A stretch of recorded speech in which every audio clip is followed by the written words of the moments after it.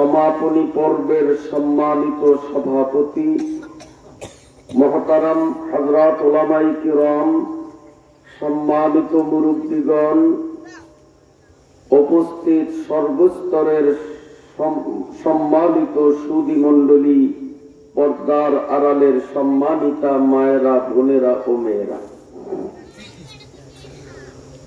মহান আল্লাহ রব্বুল আলামিনের দয়া, অনুকম্পা আর মেহেরবানির ফলশ্রুতিতে আমার মতো অধম ও অযোগ্য অনেক দূর ভোলা থেকে আপনাদের মাঝে সুস্থ সবল দেহ মন নিয়ে উপস্থিত হওয়ার মতো সুযোগ লাভ করলাম। সেই রব্বুল আলামিনের পাক দরবারে সর্বপ্রথম শুকরিয়া আর কৃতজ্ঞতা নিবেদন করছি, আলহামদুলিল্লাহ। সম্মানিত উপস্থিতি, আমি লক্ষ্য করলাম অল্পক্ষণ পূর্বে ঢাকা থেকে আগত হযরত মাওলানা নজরুল ইসলাম সাহেবের কণ্ঠে অত্যন্ত চমৎকার আলোচনায় মুগ্ধ হয়ে আপনারা একটা বিশেষ আমল করেছেন। আপনারা স্বতঃস্ফূর্ত মনে রকমারি দান ও অনুদানে আজকের মাহফিলের শোভাবর্ধন করেছেন। এজন্য আমার পক্ষ থেকে প্রথমেই রইল আপনাদের প্রতি আন্তরিক শুভেচ্ছা আর মোবারকবাদ। সম্মানিত উপস্থিতি, এই যে আপনারা দান দক্ষিণার আমলটা করলেন, এই বিষয়ের উপরে আমি স্বল্প পরিসরে সংক্ষিপ্ত আকারে দুই একটি কথা বলতে চাই। এরপর কুরআনুল কারীমের থেকে যে আয়াতাংশ তিলাওয়াত করেছি, যদি আপনাদের ধৈর্যের বাঁধ টিকে থাকে, আমি চেষ্টা করব তিলাওয়াতকৃত আয়াতের মর্মেও কিছু কথা আপনাদের সামনে উপস্থাপন করব ইনশাআল্লাহ। যে দান আপনারা করলেন, দানের অনেক অনেক অনেক উপকারিতা, সব বলে শেষ করা আদৌ সম্ভব নয়। মোটামুটি দু চারটি পয়েন্ট নিয়ে আমি সংক্ষিপ্ত আলোচনা করব। দানের এক নম্বর উপকারিতা, মালে বরকত হয়। বিশ্বাস হয় আপনাদের? এটা কোরআনের কথা।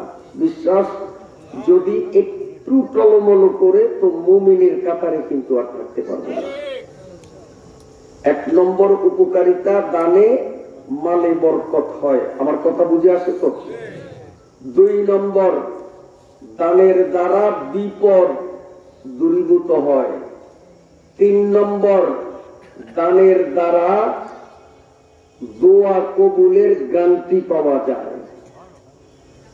চার নম্বর, দানের দ্বারা জাহান্নাম থেকে নিষ্কৃতি লাভ এবং জান্নাত প্রাপ্তিতে ধন্য হওয়া যায়। এই যে চারটা বললাম, এক নম্বরে বললাম দানের দ্বারা মালে বরকত হয়। সকলের বিশ্বাস হয়?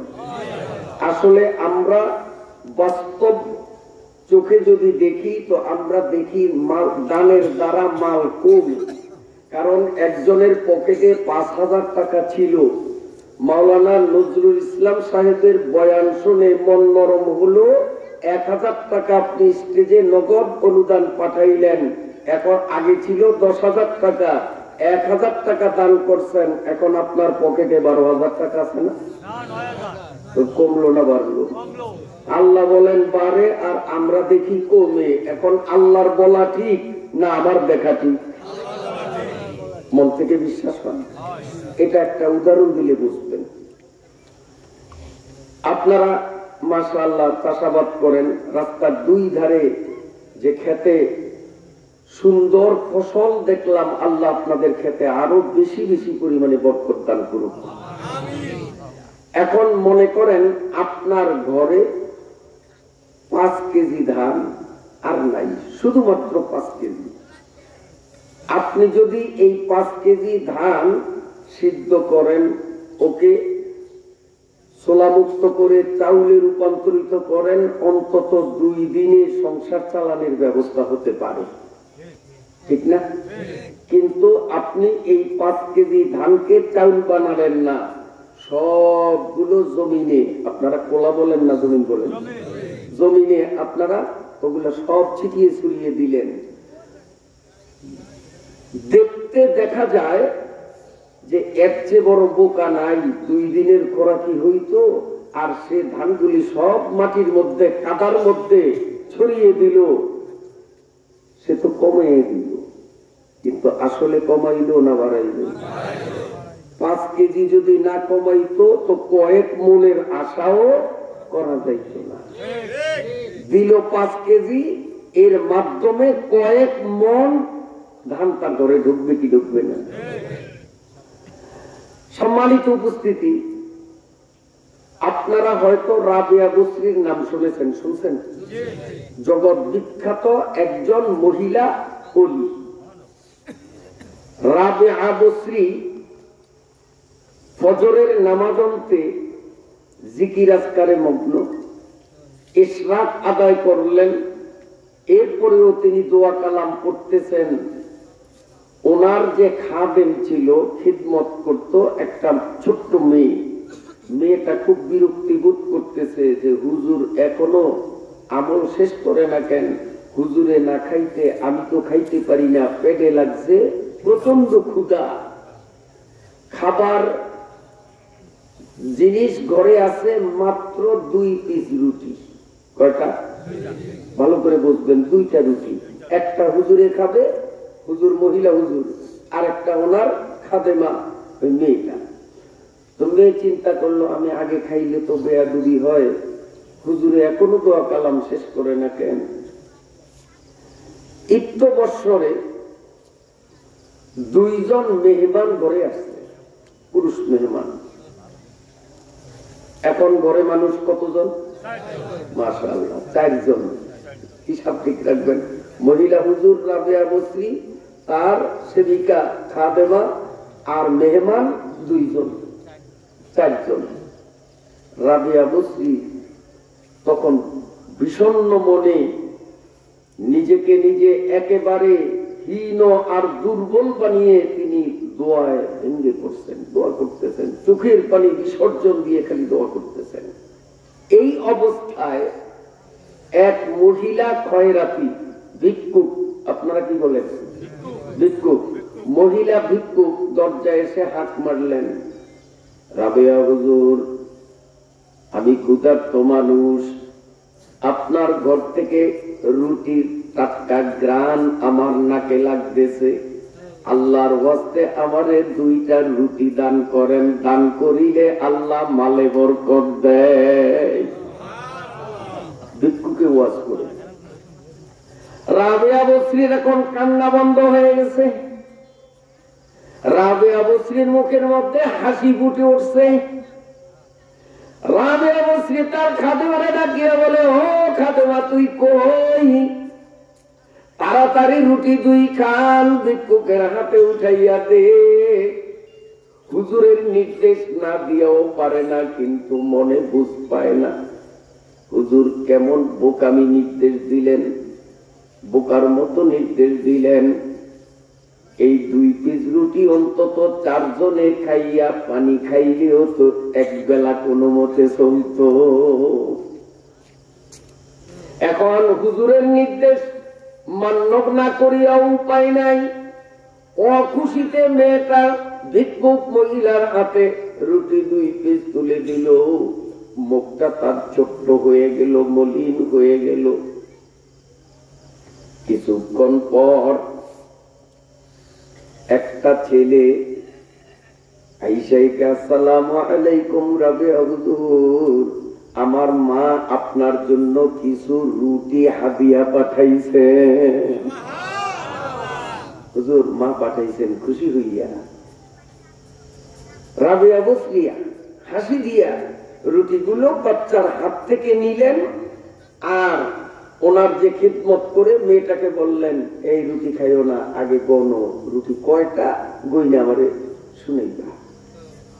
মেয়েটা রুটি গুনতেছে, আর কি যে হাসি তার, কি যে আনন্দ। রাবেয়া হুজুর জিজ্ঞেস করেন, কি খবর, রুটি গোনা হইছে? কারে হুজুর হইছে, রুটি কম না, আল্লাহ দিলে অনেক। কারে অনেক কত গলস না, কারে আপনি খাবেন, আমি খাবো, মেহমানরা খাবে, তারপরেও থাকবে, আমরা খেয়ে শেষ করতে পারবো না, অনেক। হুজুরের কথা আমি অত কথা বলতে বলিনি, জিজ্ঞেস করলাম রুটির সংখ্যা কত তাই বল। আরে হুজুর কম না, 19টা। কয়টা? 19টা। 19টা বলেছে, তার ভাবই অন্যরকম, মানে খুশি আর ভিতরে সামাল দিতে পারে না, নাই মধ্যে 19টা রুটি। রাবেয়া বসরি বলেন, তাড়াতাড়ি রুটির মোচা আমারে দে। রুটির মোচাটা নিয়ে ওই বাচ্চাটারে ডাকিয়া বলে, বাবা তোর মায়ের কাছে রুটি ফেরত দে, এই রুটি রাবেয়া গ্রহণ করবে না। কয় কেন, কি ব্যাপার, মা কি দোষ করলেন? কয় তোর মাকে রুটি ফেরত দিয়ে বলবি রাবেয়া হুজুর বলছে হিসাব মিলে না, অতএব উনি এই রুটি গ্রহণ করবে না। ছেলেটা যত অনুনয় বিনয় করলো রাবেয়া বসরির কাছে, কোন মতে রাবেয়া বসরিকে রাজি করতে পারলো না। অবশেষে বাচ্চা রুটি নিয়ে যখন ডাইরেক্ট বাড়ি চলে গেল, মা তাকে দাবার দিল, বেয়াদব, তোরে বললাম না রাবেয়া হুজুরের বাড়িতে রুটি গুলো দিয়ে আসবি, রুটি নিয়ে কেন বাড়ি আসবি? ছেলেটা কয়, মা বকা দিয়েন না, আমারে মাইরেন না, আমি রুটি নিয়ে গেছি, রাবেয়া হুজুর বলেন হিসাব মিলে না, অতএব তিনি রুটি গ্রহণ করবেন না।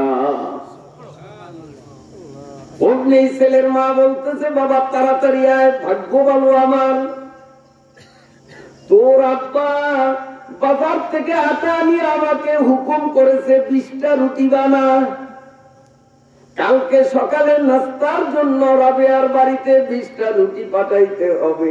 আমি 20টা রুটি বানাইলাম, কিন্তু আমার ভিতরে লোভ তৈরি হলো, এত পরিশ্রম করিয়া এতগুলো রুটি বানাইলাম, আর সব হুজুরে খাইবে, আমি মোটে ভাগ বসাইতে পারবো না, তা হয় না, অতএব নিজে খাওয়ার জন্য একখানা রুটি আমি লুকাইয়া রাখছি। আমি এখনো ভাগ্য ভালো যে খাই নাই, কোন বিপদ কোন দিক থেকে আসে জানি না। ওই রুটিটাও দিয়া তুই আবার যা। ছেলে আবার আসছে, রাবেয়া বসরি রুটিগুলো নিয়ে মেয়েটার হাতে দিল, মা আবার রুটিগুলো গোনো তো দেখি কয়টা। মেয়েটা একটা একটা করে গনে বলতেছে, হুজুর আগের বার কয়েকবার আমি গণলাম, প্রতিবারই 19টা পেলাম, এবার যতবার গণলাম আমি দেখতেছি রুটি 20টা, কি হলো বুঝি না।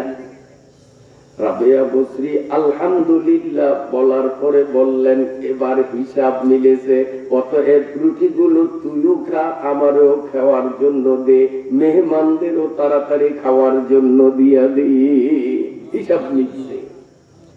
মেহমানের সামনে যখন ছোট্ট মেয়েটা রুটি নিয়ে গেছে, মেহমানরা বলে, হুজুর ততক্ষণ পর্যন্ত আপনার রুটি আমরা মুখে দেব না, যতক্ষণ না আপনি আপনার কথার তাৎপর্য আমাদের বুঝিয়ে না বলবেন।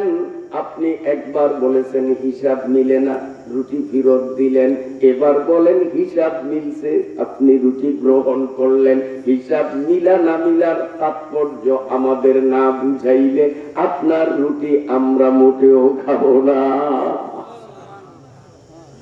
হিসাব মিলছে, হিসাব মিলে নেই, এর তাৎপর্য কি?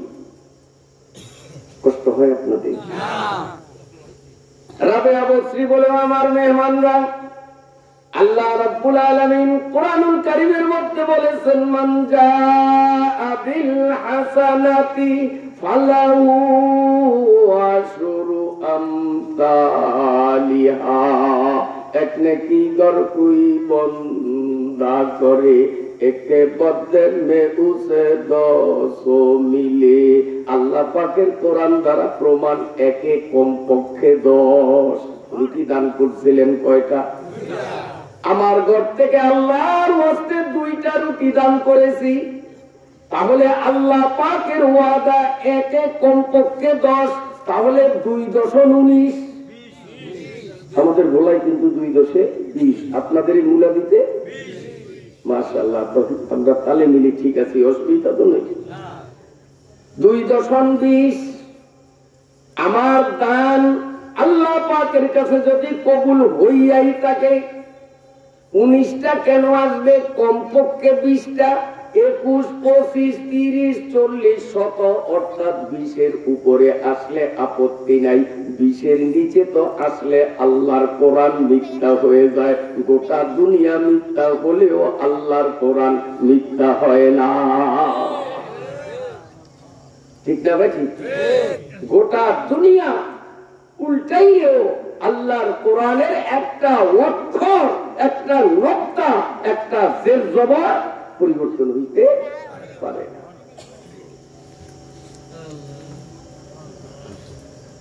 আল্লাহ পাকের কোরআন সত্য। 19টা রুটি যখন আসছে, আমি ভাবলাম যে হিসাব তো মিলে না, হিসাব করলে তো 2 × 20 আমার ঘরে আসলে কমপক্ষে 20টা আসতে হবে, 19টা আসছে। এই রুটি আমার জন্য আসে নাই, আমি বিরোধ দিলাম। দ্বিতীয়বার যখন 20টা আসলো, এবার হিসাব মিলে গেছে। আল্লাহর দরবারে আমার দোয়া কবুল হয়ে গেছে। আমি 2টা রুটি দান করছি, আমার আল্লাহ 2 × 20 রুটির মালিক আমারে বানাইয়া দিছে। এই জন্য এই পোলারপুর মাদ্রাসার বার্ষিক মাহফিলের শেষ দিনে মাওলানা নজরুল ইসলাম সাহেব দামাত বারাকাতুহুমের মুখে ওয়াজ শুনিয়া আপনারা যারা টাকা দান করলেন, সিমেন্ট দান করলেন, টিন দান করলেন, ধান দান করলেন, বন্ধুরা আমার মনে বিশ্বাস রাখবেন, কমপক্ষে 1-এ 10, 1-এ 9 হবে না, তবে 10-এর উপরে কত যে আল্লাহ দিতে পারেন তার পরিসংখ্যান দেওয়া যায় না। ওয়াল্লাহু ইউদাইফু লিমান ইয়াশাউ ওয়াল্লাহু ওয়াসিউন আলীম। কত বেশি যে আল্লাহ দিতে পারেন তার কোনো হিসাব নিকাশ আমরা মিলাতে পারবো না, তবে নিচের সংখ্যা কমপক্ষে 1-এ 10। তো আপনারা যারা দান করছেন ঠগলেন না, জিতলেন। এবং 1-এ 10 এটা আখেরাতে না, এটা দুনিয়াতেই।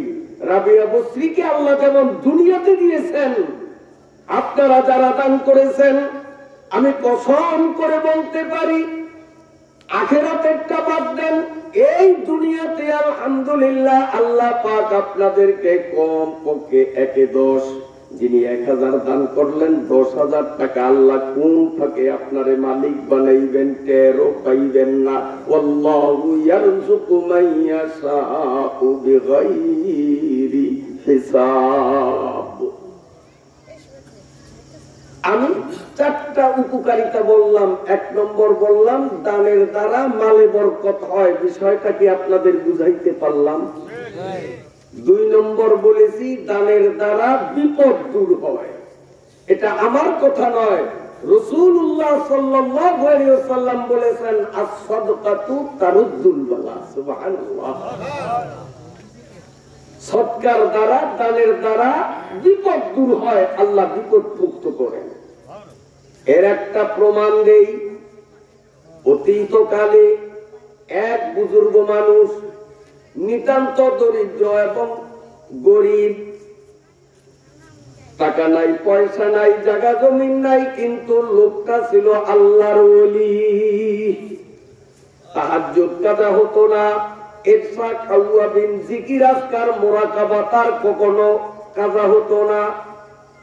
এই গরিব মানুষ আল্লাহর ওলিটা সংসার পরিচালনার জন্য তিনি প্রতিদিন সকালের আমল শেষ করার পরে পাহাড়ে যেতেন, ওখান থেকে শুকনা লাকড়ি সংগ্রহ করতেন, সেগুলো বাজারে বিক্রয় করতেন, আর তা দিয়ে কোনো মতে নিজেদের সংসার খরচ নির্বাহ করতেন।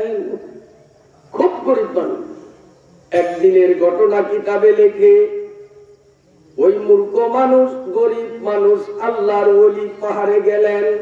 সকালবেলা ক্ষুধার্ত অবস্থায় ঘরে ছিল সামান্য পরিমাণে কিছু আটার গুঁড়া। আল্লাহর ওলির স্ত্রী ওই আটার গুঁড়াগুলো দিয়ে মাত্র 2 খানা রুটি তৈরি করলেন। আটা পরিমাণে ছিল অল্প, পাতলা হালকা, 2 পিস মাত্র রুটি তৈরি হলো। 1 পিস রুটি স্বামীকে খাওয়াবেন, এজন্য ওটাকে প্যাকেট করলেন, স্বামীর কাছে নিয়ে যাবেন। আর 1 পিস রুটি নিজে খাবেন, দস্তরখান বিছালেন, ওতে পানি নিলেন। এবার আমার দিকে তাকান, রুটির টুকরা হাতে নিয়া রুটির এক পাশে হাত দিয়া এভাবে ধরলেন, রুটি একটু ছিঁড়লেন, মুখে দিবেন। রুটির ছেঁড়া টুকরা ঠোঁটের কাছে নিয়ে সারলেন না। ওই অবস্থাতে দরজায় এক ভিক্ষুক মহিলা দাঁড়াইয়া হাত দিলেন, ওগো মা, আমি ক্ষুধার্ত মানুষ, আমাকে আল্লাহর ওয়াস্তে একটা রুটি দান করেন। হাদিসে আছে, দানের দ্বারা আল্লাহ বিপদ মুক্তি দেয়, আমাকে দয়া করে একটা রুটি দান করেন। রুটি আছে কয়টা? 2টা না, একটা তো স্বামীর জন্য বরাদ্দ। রুটি আছে একটা, রুটি আছে একটা। ভিক্ষুকেও দাবি করলো কয়টা? না, অর্ধেক। তোমার আপনাদের ধান আছে যা, নজরুল ইসলাম সত্যি সব দাবি করছে। আপনার টাকা যে পরিমাণ আছে সব দাবি করছে। লক্ষ লক্ষ টাকার মালিক 1000 টাকা দাবি করছে। 50, 60, 70, 80, 90, 100 মন ধানের মালিক আপনি, উনি 1 মন ধান দাবি করছে। আল্লাহর ওলির স্ত্রীর হাতে রুটি একটা। ভিক্ষুক মহিলা দাবি করলো একটা রুটি। কিতাবের মধ্যে লেখে, ওই মহিলা রুটির ছেঁড়া টুকরাটা মুখে দিলেন না, বরং তিনি দানে বিপদ দূরীভূত হয় হাদিসের কথায় শতভাগ বিশ্বাসী হইয়া ওই রুটি ভিক্ষুক মহিলার হাতে তুলে দেন। নিজে সামান্য পানি পান করলেন, দুধ খায় তার বাচ্চা কোলে নিলেন, আর সামান্য পানি, 1 পিস রুটি স্বামীর উদ্দেশ্যে নিয়ে তিনি পাহাড় অভিমুখে রওনা দিলেন। নিজের বাড়ি আর পাহাড়ের মাঝামাঝি অবস্থানে গিয়ে যখন উপনীত হলেন, পাহাড়ের গুহার ভেতর থেকে একটা ক্ষুধার্ত বাঘ উগ্র অবস্থায় দৌড়ে আসলো এবং মহিলার কোল থেকে তার দুগ্ধপুষ্ট বাচ্চাটা থাবা মেরে বাঘ নিয়ে গেল। মায়ের কোল থেকে বাচ্চা ছিনিয়ে নেওয়া, এটা মা ছাড়া দুনিয়ার কোন মানুষ কি কষ্ট বুঝার ক্ষমতা নাই। মা বুঝে তখন অবস্থাটা কেমন। ওরে কিতাবের মধ্যে লেখে, ক্ষুধার্ত বাঘ মায়ের কোল থেকে দুধ খাওয়া বাচ্চারে থাবা মাইরা নিল, মুখে কামড় মেরে বাঘ নিজের বাসার দিকে রওনা দিল। কারণ বাঘ চিন্তা করলো, আমি যেমন ক্ষুধার্ত, আমার বাচ্চাগুলো ক্ষুধার্ত, খাবার পেয়েছি অল্প, আমি আমার বাচ্চাদের নিয়ে ভাগযোগ করে খাবো। ওই মহিলা বাচ্চাকে উদ্ধার করার জন্য বাঘের পিছনে পিছনে ধাওয়া করতেছে। ওই চিন্তাও তিনি করেন না যে বাচ্চারে খাইয়া সাবার করিয়া বাঘ আমাকেও আক্রমণ করবে, আমাকেও খেয়ে ফেলবে, এই ভয় তার মধ্যে নাই। এর নামই হলো মা। ভাইরা আমার, আজকে অনেক যুবকরা ওই জনম দুঃখিনী মায়ের কথা, ঘরে বউ পাইলে শাশুড়ি পাইলে মায়ের কথা ভুলে যায়। আপনাদের দেশে এমন অসভ্য যুবক হয়তো না। এগুলো অসভ্য, এগুলো যুবক না, যুবক জগতের কলঙ্ক। এগুলো মানুষ না, এগুলি মানুষ রূপী শয়তান। আমার ভাইরা বাবাজিরা, কিতাবের মধ্যে লেখে হঠাৎ মহিলা দেখলো আকাশ থেকে এক আল্লাহর ওলি, মাথায় পাগড়ি, গাল ভরা লম্বা দাড়ি, গায়ে লম্বা জামা, আকাশ থেকে সিঁড়িবিহীন এভাবে নামতেছে, কোনো সিঁড়ি নাই, এভাবে নামতেছেন। নেমে বাঘের সামনে তার গতিরোধ করলেন। ওই হুজুর বাঘের থাবা দিয়া বাঘের মুখ থেকে বাচ্চাটারে ছুটাইয়া একটা পাচার মারিয়া বাচ্চার জীবন শেষ করে দিল। বাচ্চাকে মেরে ফেললো। আর বাচ্চাটা মহিলার কোলে দিয়া বলেন, তুমি তোমার বাচ্চা নিয়ে নিরাপদে চলে যাও। ওই মহিলা সাথে সাথে ওই আল্লাহর ওলি হুজুরের জামার আঁচল ধরে টান দিলেন, হুজুর এই বিপদ মুহূর্তে কে আপনি কোত্থেকে আসলেন? যদি আপনি আমাকে এই মুহূর্তে বিপদ মুক্ত না করতেন, এই ক্ষুধার্ত বাঘ আমার বাচ্চারে খাবার পরে আমারও খেয়ে শেষ করত। এত বড় উপকার করলেন, আমার বাচ্চাকেও রক্ষা করলেন, আমাকেও রক্ষা করলেন। আপনার পরিচয় না পাওয়া পর্যন্ত আমি আপনারে ছাড়ব না। কে আপনি? পরিচয় দেন, আপনাকে যেতে দেব না। তখন ওই হুজুর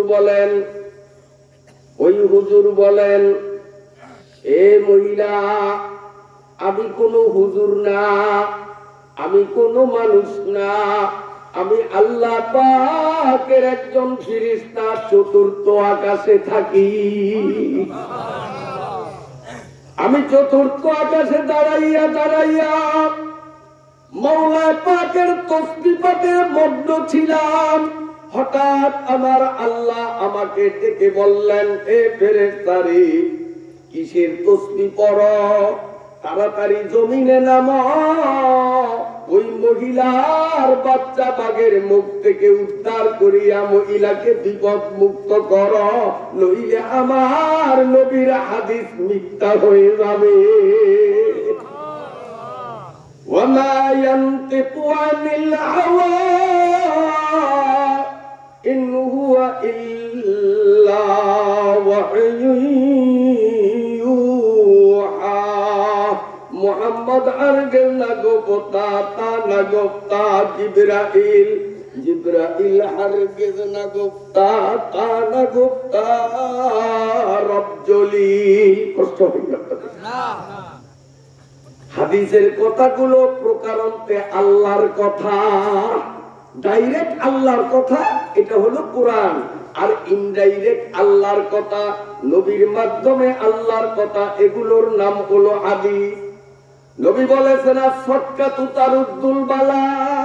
ইমানদাররা আল্লাহর প্রতি আস্থাভাজন হইয়া যখন তাদের হালাল কামাইয়ের অংশ আল্লাহর সন্তুষ্টি লাভের নিমিত্তে সদকার জন্য বিলাইয়া দেয়, আমার নবী বলেছেন, সদকাতু তারুদ্দুল বালা, ওই দানের দ্বারা বিপদ দূর হইয়া যায়। এখন মহিলা রুটি দান করিয়া বিপদের মধ্যে পড়লো। এই অবস্থায় আমি আল্লাহ যদি তার থেকে বিপদ না সরাই, আমার নবী মৃত্যু হয়। আমার নবী মৃত্যু হলে আমি আল্লাহর ইজ্জত রইল কোথায়? অতএব ফেরেশতা তো এখানে আর ইবাদত করা লাগবে না। এই ইবাদতের চেয়ে বড় ইবাদত হলো আমার বান্দিকে বিপদ মুক্তি করার জন্য বাঘের মুখ থেকে বাচ্চা ছিনাইয়া নাও, ওই মহিলার চোখের সামনে বাঘটাকে হত্যা করে দাও। এক নম্বর বলেছি দানের দ্বারা মালে বরকত হয়, বুঝে আসছেনি? 2 নম্বর বলেছি দানের দ্বারা বিপদ মুক্ত হয়, বুঝে আসছেনি? 3 নম্বর বলেছিলাম দানের পরে দোয়া করলে দোয়া কবুল হয়। সুবহানাল্লাহ, সুবহানাল্লাহ। আপনারা দান করছেন, এই দানের পরে আল্লাহ চাহে তো আমরা অল্পক্ষণের মধ্যেই দোয়ার দিকে অগ্রসর হব। আশা করা যায় যে দানের পরের দোয়া, আজকের দোয়া 100% কবুল হবে ইনশাআল্লাহ। কারণ আজকের দোয়া সাধারণ দোয়া না, এটা দানের পরের দোয়া, আর দানের পরের দোয়া কবুল হয় এতে কোনো সন্দেহ নেই। অতএব বলেন দেখি, যারা দান করছেন ঠকলেন না জিতলেন? কপাল করছে না? কপাল করছে দান করার দ্বারা না? ভালো হয়েছে? আল্লাহ, কষ্ট হয় আপনাদের মনে? দানের দ্বারা কি হয়? দোয়া কবুলে আশা করা যায়। এটাকে একটু ব্যাখ্যা দেব, আপনারা অনুমতি দিলে দেব ইনশাআল্লাহ। আচ্ছা, তাহলে শুনেন। হযরত আম্মার ইবনে ইয়াসার একজন বিজ্ঞ আলেম, বড় বক্তা ছিলেন। উনি এক ওয়াজ মাহফিলের প্রধান অতিথি হিসেবে ওয়াজ করতেছিলেন হাজার হাজার শ্রোতার সামনে। ওয়াজের মাঝপথে একটা লোক কানে কানে এসে মনসুর ইবনে আম্মার হুজুরের কানে কানে বলছে, হুজুর, আমি অভাবী মানুষ, আমার এই মুহূর্তে 4টা টাকার বিশেষ প্রয়োজন। আপনি দয়া করিয়া এই ওয়াজ মাহফিল থেকে যদি আমাকে 4টা টাকা কালেকশন করিয়া দিতে পারেন, বিশাল বিরাট উপকার হবে আমার। হযরতে মনসুর ইবনে আম্মার হাজার হাজার মানুষের সামনে কেবল 4টা টাকা দাবি করলেন। একটা অসহায় মানুষের উপকারের জন্য 4টা টাকা তিনি চাইলেন, কিন্তু হাজার হাজার মানুষের মধ্যে একজনেও 1টা টাকা দিতে রাজি হলো না। হাজার হাজার ভক্ত শ্রোতা কিন্তু পকেটে হাত দিতে রাজি না। মনসুর ইবনে আম্মার দীর্ঘক্ষণ পর্যন্ত চিল্লা চিল্লি করলেন, 4টা টাকার জন্য কেউ দিল না। সর্বশেষ কথা তিনি বললেন, ভাইজান, আমি আপনাদের শেষবারের মতো বলি, দানের পরে দোয়া কবুল হয় হাদিস দ্বারা প্রমাণ। আমার হাতে যদি অসহায় গরিবের জন্য 4টা টাকা দান করেন, আমি তার জন্য আজকের ওয়াজ মাহফিলের আখিরি মুনাজাতে 4টা দোয়া করব। আমার আল্লাহ 4টার 4টা দোয়াই কবুল করবে। এরপরেও কেউ টাকা দেয় না। উনি এমন লোক দেখাইলেন, এরপরেও ধনীরা পকেটে হাত দেয় না। কিন্তু আল্লাহর কি মর্জি, একটা মানুষ ময়দান থেকে লাফাইয়া উঠল, মনসুর ইবনে আম্মার হুজুরকে বলতেছে, হুজুর, আমি একজন গরিব মানুষ, এই পৃথিবীতে আমার কেবল 4টা টাকা আছে, জায়গা নাই, জমিন নাই, ঘর নাই, বাড়ি নাই, ব্যাংক নাই, ব্যালেন্স নাই, নাই কিচ্ছু নাই। আমার স্থাবর অস্থাবর সম্পদ বলতে কেবল 4টা টাকা। এই 4 টাকার বাইরে আল্লাহর জগতে আমার কোনো কিছু নাই। আমি কেবল 4 টাকার মালিক, কিন্তু আপনার ওয়াজ শুনিয়া মন তৈয়ার হয়ে গেছে। আমি দোয়ায় বিশ্বাসী, দানের পরে দোয়া কবুল হয় আমি বিশ্বাস করলাম। আমি যদি এখন 4টা টাকা দান করিয়া শূন্য হয়ে যায়, আমারে 4টা দোয়া দিবেন কি? মনসুর ইবনে আম্মার রাহমাতুল্লাহ আলাইহি টাকাগুলো হাতে নিলেন, নিয়ে বললেন, বাবা, কি দোয়া চাও বলো। বুঝে শুনে তুমি 4টা দোয়া আমার কাছে চাও, আমি আল্লাহর কাছে তোমার জন্য 4টি দোয়া করব, আমার আল্লাহ একটাকেও ফিরিয়ে দিবে না। সুবহানাল্লাহ কইেন না, কারণ আগামী বছর মাহফিল হবে সেটি, তখন আবার সুবহানাল্লাহ বলা লাগবে না, এই জন্য জমা থাক। এখন যদি সুবহানাল্লাহ বলেন তো খরচ হয়ে যাবে, আগামী বছরের জন্য জমা করে রাখছেন আপনারা, খুব চালাক। মাশাআল্লাহ, আল্লাহ আল্লাহ, কষ্ট হয় আপনাদের। আসলেন, এবার ওই লোকটা বলতেছে যে হুজুর আমার জন্য দোয়া করবেন। 1 নম্বর যে আমার তো যা ছিল তাই আমি দান করছি, এখন আর কিচ্ছু নাই আমার মতো গরিব আল্লাহর জগতে আর কেউ নেই, কারণ আমার শরীরটা ছাড়া আর কিচ্ছু নাই। আল্লাহর কাছে আমার জন্য দোয়া করুন, আল্লাহ যেন আমাকে অনেক অনেক টাকা পয়সার মালিক বানান, জায়গা জমিনের মালিক বানান, যাতে দিনে রাত্রে ডান হাতে বাম হাতে আমি আল্লাহর রাস্তায় ব্যাপকভাবে যেন দান করতে পারি। আমাকে যেন আল্লাহ ধনী বানাইয়া দেয়। মনসুর ইবনে আম্মার বললেন ঠিক আছে, দোয়া এটা করলাম, আর কি চাও? ওই যুবক বলে হুজুর আমি একজন গোলাম, আমার মনি বলো কাফের, ওই কাফের আমাকে দিয়ে বেশি পরিমাণে কাজ করায়, ইচ্ছা মতো আমি মাওলার জিকির করতে পারি না, ইচ্ছা মতো মাওলার ইবাদত বন্দিগিতে সময় দিতে পারি না, আমার মনি কাফের বড় জালিম। আপনি দোয়া করুন আল্লাহ রাব্বুল আলামিন যেন আমার কাফের মনিবটারে যেন কলেমার মালা পরাইয়া তাকে যেন মুসলমান বানাইয়া দেয়। মনসুর ইবনে আম্মার বললেন আর মাত্র 2টা দোয়া পাবি, কি চাও বুঝে শুনে বলো। এবার গোলাম বলে হুজুর 3 নম্বর, আপনার কাছে আমি দোয়া চাই, আমি যেহেতু গোলাম, মনিবের হুকুমের বাইরে আমি কিচ্ছুই করতে পারি না, আল্লাহর কাছে দোয়া করেন আপনাদের মতো আমি যেন স্বাধীন হইতে পারি। আমি স্বাধীন হইলে নিজের ইচ্ছা মতো মাওলার ইবাদত বন্দিগি করতে পারবো, গোলামি আর যেন আমার করতে না হয়। মনসুর ইবনে আম্মার বললেন ঠিক আছে দোয়া এটাও দিলাম। এবার শেষ পয়েন্ট, 4র্থ নম্বর, বুঝে শুনে তুমি কি দোয়া চাও বুঝে শুনে বলো।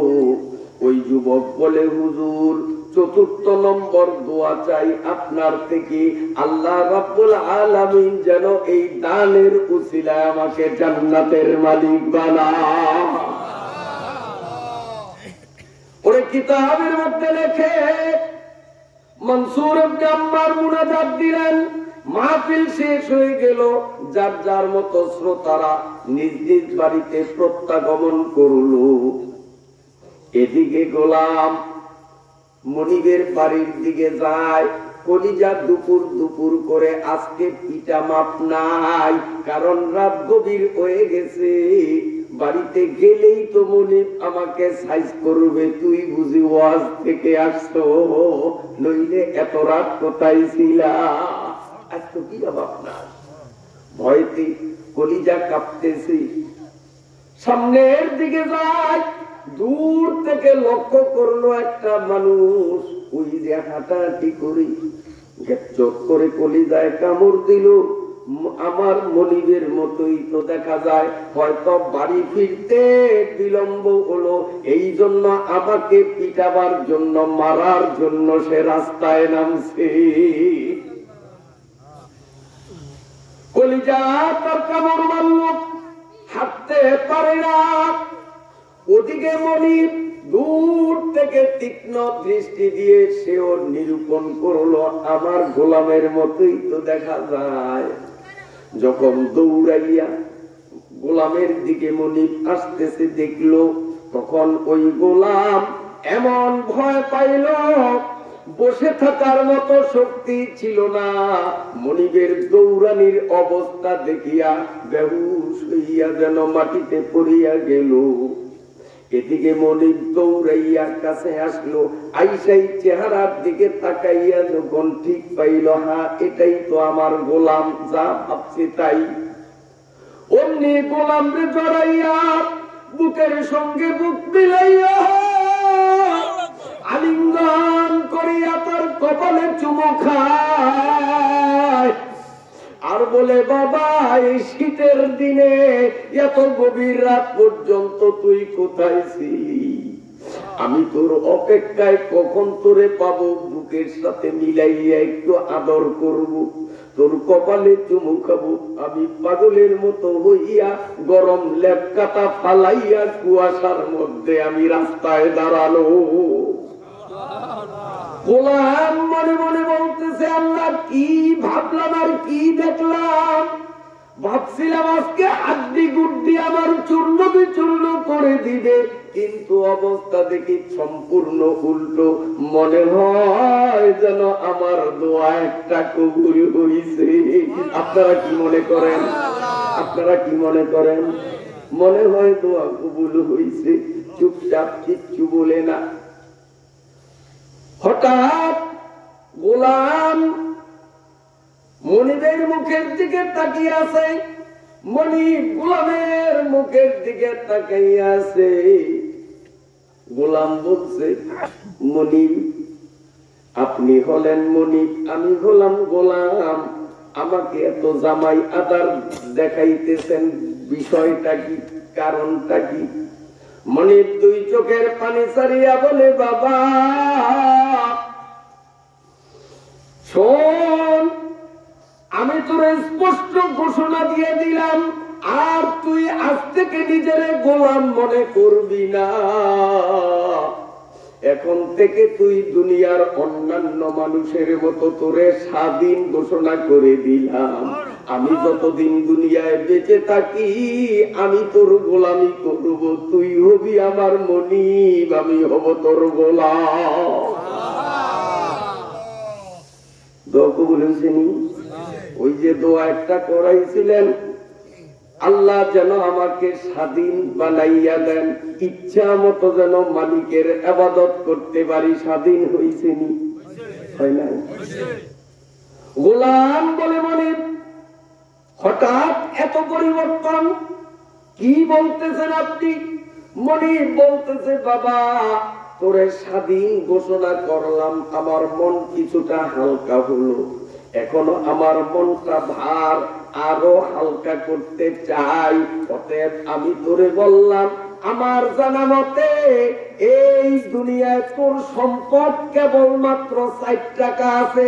এই 4 টাকা যে কোথায় কি হইয়া গেছে এটা তো মনিবের জানা ছিল না। মনিব বলেন, তোর কেবলমাত্র 4টা টাকা আছে আমি জানি। একটা স্বাধীন মানুষ নিজে দুনিয়ায় বেঁচে থাকতে গেলে তার অনেক অনেক টাকা পয়সা জায়গা জমির প্রয়োজন আছে। 4 টাকায় একটা মানুষ বেঁচে থাকতে পারে না। অতএব গোলাম আমি তোরে স্বতঃস্ফূর্ত মনে বলতেছি, বর্তমান দুনিয়ায় আমার মতো ধনী দ্বিতীয় কাউকে খুঁজে পাবি না। আমার স্থাবর অস্থাবর সকল সম্পত্তির আটালির মালিক তোরে বানাইয়া দিলাম। আমার যত জায়গা সব জায়গার অর্ধেক তোর, অর্ধেক আমার। আমার যত টাকা অর্ধেক তোর, অর্ধেক আমার। আমার যতগুলো উট গরু ছাগল ভেড়া দুম্বা অর্ধেক তোরে দিয়ে দিলাম, অর্ধেক আমার রয়ে গেল। এখন বলতো এই দুনিয়াতে সবচেয়ে বড় ধনী একজন নয় বরং 2 জন। আমিও তোর থেকে বড় না, তুইও আমার থেকে ছোট না। গোলাম মনে মনে কয়, আল্লাহরে দোয়া তো কবুল হইছে লাগে। আমি যে 4 টাকা দানের পরে দোয়া কবুল এ কথা বিশ্বাস করে মনসুর ইবনে আম্মারের দ্বারা দোয়া করাইলাম আল্লাহ যেন আমাকে অনেক অনেক সম্পদের মালিক বানায়, যাতে আমি দিনে রাতে ডান হাতে বাম হাতে দান করতে পারি।